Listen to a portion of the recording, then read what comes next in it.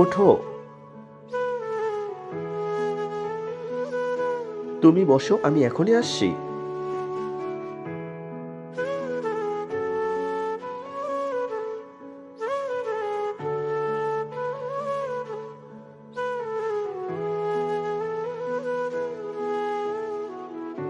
এগারো তারিখ, আজ আমাদের অ্যানিভার্সারি।